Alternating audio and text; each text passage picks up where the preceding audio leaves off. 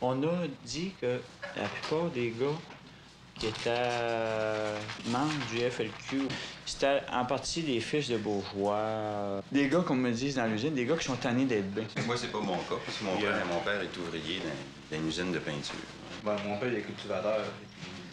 De tout le temps, tirer le diable par la queue, puis tirer encore, puis il va mourir de la même façon. Si tu veux faire, il n'a pas tellement changé. Il est rendu à 60 ans. La société te dit, tu as le droit de parler, tu as le droit de t'exprimer, tu sais. Alors, tu fais des manifestations, tu fais des grèves, tu sais.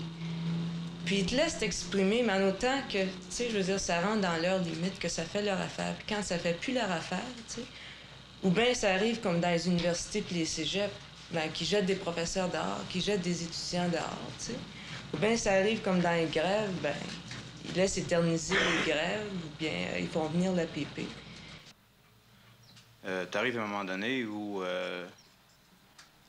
il faut nécessairement que des gestes violents soient posés pour que le plus grand nombre de personnes réalisent un certain nombre de revendications qu'il y a à faire, et puis réalisent également que à partir d'un point limite, on n'a pas tellement le choix. On est poussé à donner des coups de pied au derrière de bien du monde, puis à placer des pétards à des places. S'ils revendiquent quelque chose, parce qu'ils sont certains, ils voient une possibilité de l'atteindre, ce qu'ils veulent avoir. Dans notre temps, on n'avait pas ça. On n'avait pas ça, cette liberté-là. On n'a pas connu ça.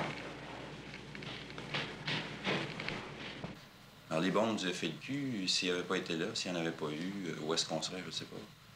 Mais moi, je pense que ça a contribué d'une façon positive à l'évolution en général du milieu. On va pas. Et puis, ben, on était un petit peu fataliste, alors on s'arrangeait à ce qu'on avait. Il y avait des choses qu'on disait, ben, à quoi bon? À quoi bon? On va faire ça. Alors, à quoi bon? On se contentait de ce qu'on avait. Mais, n'empêche qu'on avait des sursauts. Quand ils sont arrivés, les autres, alors, on voyait une possibilité, là, voyez-vous. La libération du Québec, ça ne veut pas seulement dire l'indépendance politique. Ça veut aussi dire être maître chez nous, là, mais dans le sens qu'on possède nos usines, puis qu'on s'organise nous autres mêmes, les Québécois ensemble. Puis à ce moment-là, ça devenait un mouvement anticapitaliste, avec une idéologie anticapitaliste. C'est dans ce sens-là que le groupe s'adressait, dans ses actions, là, au conflit ouvrier. À toi, à la place de l'ouvrier, là, qui gagne 60 pièces par semaine. Et qu'à un moment donné, il arrive un gars au nom de la libération du Québec qui vient faire sauter à baraque où ce que c'est que ces machines vont sauter avec. C'est son 60 pièces par semaine qui vient de sauter. Puis là, il en demande 65. Il est dehors pour obtenir 65 pièces par semaine. Lui, la libération du Québec, ça doit jouer ailleurs qu'au coût de sa job. C'est ça que ça veut dire. Pour le gars, là. Le fait qu'il s'est passé à Saint-Onge. Qu'on fasse sauter les boîtes à mal. Tu sais, là, ça touche à... Tu sais, c'est trop comme quand la révolution se fait à gueule. If people haven't got work, well, what have they got to lose? Eh? And I know there's an emotional side to this whole problem too, but, you know, when it gets back, it always gets back to eating. Eating is a very important fact of life, and you have to have a job. The government, if nobody's working, the government can't afford to support everybody. I mean, there's got to be a few fellas working to support all those who are not working. J'avais faim, c'est lui qui m'a donné à manger.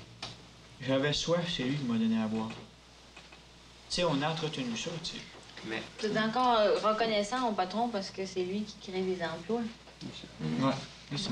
La violence, pour moi, idéalement, elle devrait être l'expression de ce que les gens vivent, tu sais. S'il y a 2 millions de travailleurs au Québec, puis qu'à un moment donné, il y avait de la violence, il faudrait que les 2 millions de travailleurs québécois, tu sais, l'appuient, cette violence-là, la fassent, parce qu'ils veulent changer quelque chose, ils veulent faire quelque chose de différent. Tu sais. Mais c'est complexe, ces affaires-là, tu sais, parce que pour arriver à ce que les 2 millions de personnes l'acceptent, la violence, il faut peut-être qu'il y en ait 10 qui la commencent, tu sais. Puis quand les 10 la commencent, bien, les autres sont peut-être contre au début, tu sais. Puis ça évolue comme ça, tu sais. J'ai assez peu confiance que le monde se tienne, là. Je comprends qu'il y en a qui ne tiennent pas parce qu'ils ont peur. Il y a toujours une certaine crainte. Puis ceux qui ont leur maison, qui sont venus à bout de peine et de misère, revenant avec un petit héritage, d'avoir une maison pas chère. On va prendre mes parents, en exemple. Avec un petit héritage et puis un petit ça, sont venus à bout de se gagner une maison, qui ont payé 2500, qui ont fait bien du réparage, mais... vous savez, quand ils ont été assez pris, on dirait, par... pas de gros salaires, puis pas de... Oh, c'est pas mal dur de vous expliquer. Après qu'on avoir tout fait, tout donné ce qu'on voulait, puis sur le gouvernement, la compagnie, puis même le clergé, qui était pas trop pour nous autres, puis tout le temps, ce qu'il disait, c'était qu'on était c'était du communisme, que c'est ça qui nous met que là, on dirait qu'il ne faut pas être communiste, mais il y a 20 ça vient mieux manger que ce qu'ils mangent à l'année longue.